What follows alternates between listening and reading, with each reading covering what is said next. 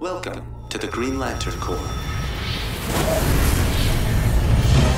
DC Comics have filled the ranks of the Green Lantern Corps with a large and diverse roster of humans and aliens serving as intergalactic peacekeepers, but adaptations have mostly centered on the Silver Age Green Lantern, Hal Jordan. Green Lantern Beware My Power aims to formally pass the mantle to Marine Corps veteran John Stewart, which seems like a natural choice. Unfortunately, the film fails to live up to its own lofty ambitions, delivering a muddy moral message and a story bogged down by far too many other characters. Coordinates set. Let's go?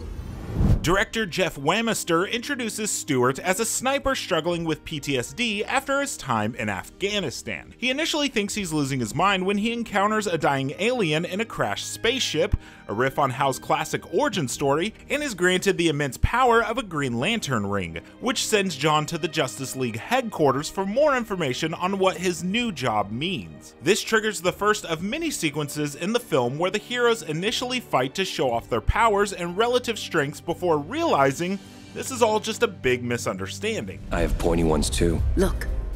The writers seem to assume viewers have a knowledge of DC characters that extends well beyond the current DC animated film continuity, introducing Martian Manhunter, Vixen, and Green Arrow with relatively little explanation before sending John and Green Arrow into space to investigate what happened to Hal Jordan. The investigation, which starts out satisfyingly twisty, puts them into the middle of a war between the planets Thanagar and Rann, a retelling of the 2005 story by Dave Gibbons. This isn't the only extremely dense comics event that the writers are trying to jam into a film that clocks in at less than 90 minutes. The overstuffed story does a disservice to John, stealing his spotlight in favor of introducing a constant stream of new characters that have to awkwardly recite their backstories.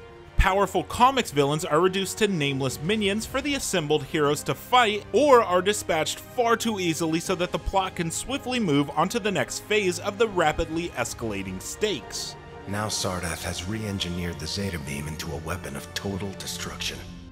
Woven throughout is a clumsily executed philosophical question about what it means for a soldier to become a superhero. Superhero comics and media have spent decades grappling with the ethics of killing, but Green Lantern Beware My Power adds nothing to that debate, basically concluding that you probably shouldn't kill people, but it's okay if you really have no other choice. All that said, there are some really good ideas here. The writers understand that space opera is the best genre for a Green Lantern story, even if they don't give that story enough time to breathe. In what feels like a nod to fans of the Justice League series, the film introduces John to both of his love interests from the show, Vixen and Hawkgirl. They will pay. Well, she's fun. Thanagarians take on the role of the Klingons here, which makes for some funny conflicts with the much more laid-back Green Arrow as Hawkgirl constantly picking fights and opines on the value of an honorable death. Are you two actually in a room together without tearing at each other's throats? Wow, okay, yes, okay, alright. Unfortunately, that's not enough to make up for the groan-inducing dialogue and generally sloppy and cluttered narrative. While there are nods to the plots of the Justice League series, Beware My Power doesn't offer the same tight writing. It also failed to learn from the strong Green Lantern the Animated Series, which did a much better job at explaining the dense mythology behind the Green Lantern Corps. Who are you? How do you know me? You must. Lay still. Get ready for a fight.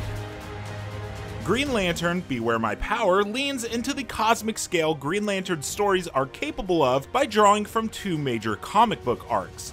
Unfortunately, it can't actually live up to its own grand ambitions, failing to do these storylines justice while also robbing John Stewart of a satisfying backstory by using the film to introduce too many other characters. What the hell is this now? For more animated DC reviews, check out what we thought of Catwoman Hunted. And for everything else, stick with IGN.